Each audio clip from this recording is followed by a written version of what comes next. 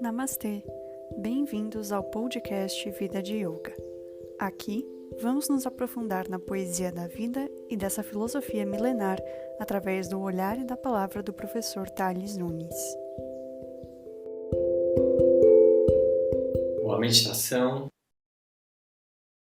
está associada à devoção. Existe essa associação entre meditação e devoção. E aí a pergunta é, então, a gente precisa acreditar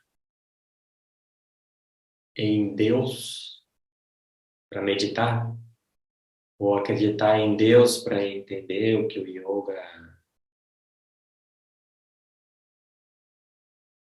o yoga quer nos mostrar?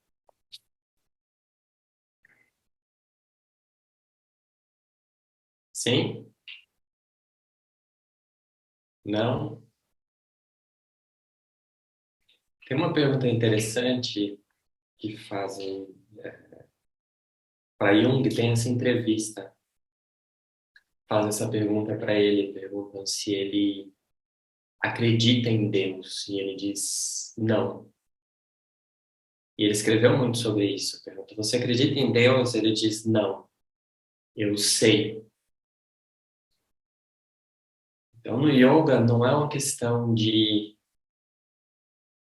acreditar em Deus, não é uma questão de fé. Porque no olhar do yoga, a fé não é necessariamente alguma coisa que vai levar a Deus. Inclusive, a fé pode levar à alienação. No olhar do yoga, é o conhecimento de Deus que nos desperta a fé. Então, a fé, ela já parte de uma percepção, um reconhecimento. A fé parte disso. Por isso que Jung responde: não, eu não acredito, eu sei. Ele poderia dizer: não, eu não acredito, eu vejo, né? Eu reconheço. Tá? E a gente vai falar nesse primeiro momento um pouco à luz do Yoga Sutra sobre essa ideia de Deus, que dentro do Yoga Sutra vai aparecer com o nome Ishvara, tá? Ishvara. E Ishvara quer dizer aquele que governa. A gente pode dizer Senhor também, tá? Mas é aquele que governa. Aquele que governa a si mesmo. Dizer no Sutra 22, ali, do primeiro capítulo, ele vai dizer assim: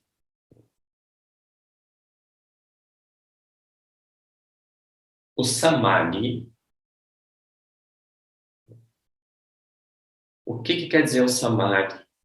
O Samadhi é essa experiência de totalidade. Ele vai dizer: olha, o Samadhi pode ser alcançado também pela entrega a Ishvara.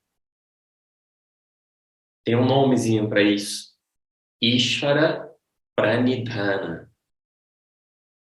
Tá? Essa palavra, geralmente, Ishvara Pranidhana, a gente traduz como devoção.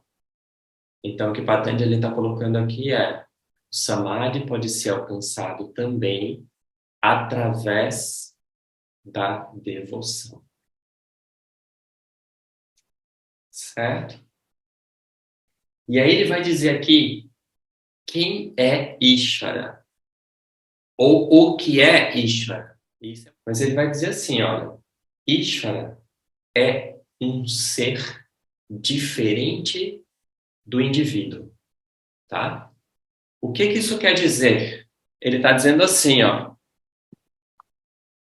que que quer dizer um ser diferente do indivíduo? Ele está dizendo assim: Ishvara não é uma pessoa como você. Quando ele, ó, nesse sutra, só nessa primeira parte desse sutra, ele já está dizendo assim: olha, na visão do yoga, Deus não é uma pessoa, uma personalidade, tá? E aí é muito interessante, porque em um sutra ele já arrebentou com várias ideias que a gente tem de Deus como uma personalidade, tá? Ele é totalmente livre do sofrimento.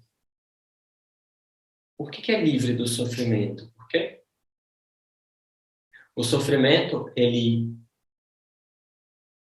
está associado a uma personalidade e a identificação com uma personalidade. O sofrimento está associado ao diva, ao indivíduo. Nós sofremos porque nós nos identificamos com a mente, com o corpo, e a gente sofre a partir disso. Ishvara é a totalidade do universo. Então não faz sentido de falar de sofrimento em relação a Ishvara. Tá? Então, Ishvara não é uma pessoa, uma personalidade que sofre. Então ele está dizendo assim, Deus não é personalizado e que sofre. Tá? Ele é livre de ação e de resultado de ação e de um reservatório de impressão no passado. O que que ele está querendo dizer aqui? Ishvara, ele é livre da ação, livre do karma, tá? Livre do resultado desse karma, da ação e do resultado da ação. E ele é livre de um reservatório de karma.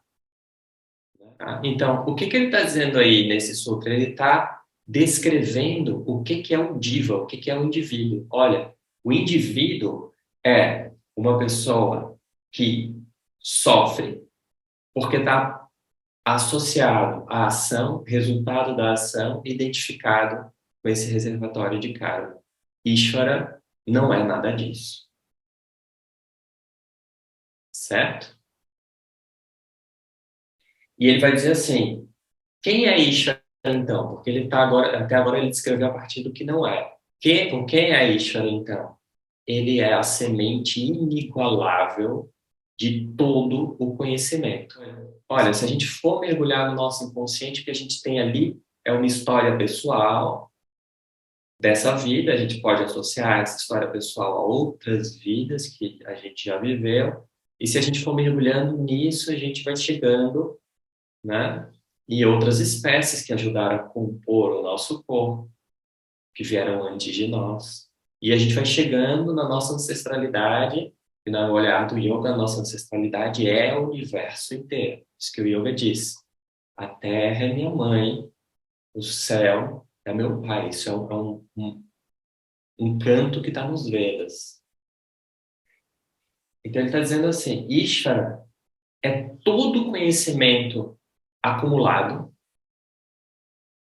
né? Todo conhecimento que veio antes, toda a história do universo que veio antes, até esse ponto que a gente está agora, e todas as possibilidades criativas daqui em diante.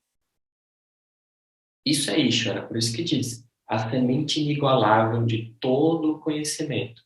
No olhar do yoga, no olhar do yoga, aqui tem uma frase muito bonita aqui, ó. Na visão do yoga, a gente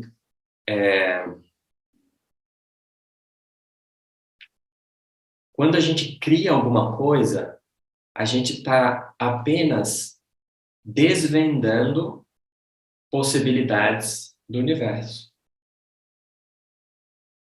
Você não está criando de fato. Claro, você está criando, mas você está desvendando possibilidades. Você mistura um elemento químico com o outro e você gera uma outra coisa. Você descobriu uma possibilidade no universo. Tem uma frase aqui que diz: talvez criar não seja nada mais do que lembrar profundamente. Tá? Tudo bem até aí? Não estando limitado pelo tempo, Ishvara é o mais antigo mestre. Tá? O que quer dizer o mais antigo mestre? Ishvara é o universo inteiro, todo o conhecimento. E, de fato, no olhar do yoga, a gente não deveria buscar o sábio. A gente deveria buscar a sabedoria. Porque quando a gente fala do sábio, a gente está buscando uma pessoa que contenha todo esse conhecimento. A gente não está buscando isso dentro do yoga. A gente busca sabedoria. E onde que está a sabedoria? Olha, a possibilidade de sabedoria está em cada situação que a gente vive. E nas relações que a gente pode fazer disso que a gente está vivendo no presente, com coisas que a gente já viveu e possibilidades do futuro. A sabedoria está ali. A sabedoria é uma forma de olhar essa realidade, tendo em vista alguma coisa mais ampla na nossa mente. Tá? Então, tendo em vista esse algo mais amplo na nossa mente, a situação pode ser o mestre, e não uma pessoa necessariamente. Porque quando a situação é o mestre pode estar em qualquer lugar. E muitas vezes o que a gente vai chamar de mestre ou da sabedoria pode se manifestar em um elemento da natureza, em um animal, em uma planta, em alguma coisa que nos sinaliza através da natureza.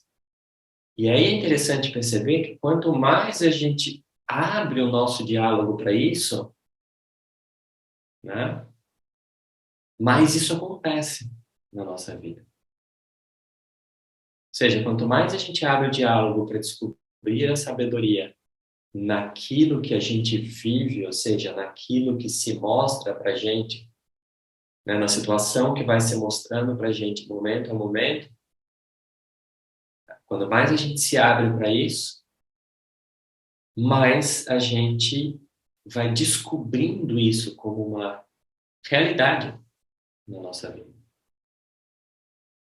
Então, as situações, elas não são triviais. As situações e as pessoas, elas conversam conosco.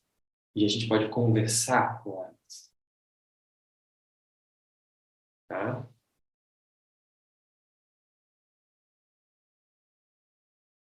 Porque no olhar do yoga, Deus não está além dessa realidade imediata. Deus é essa realidade imediata. E isso é muito bonito. De todas as visões de Deus que eu já encontrei estudando em várias tradições, essa está presente em várias, certo?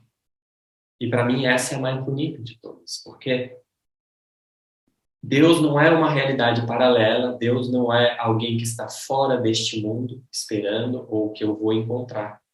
A possibilidade de encontro com Deus é a possibilidade de encontro com aquele momento, aquele instante que você está vivendo e a profundidade daquele instante.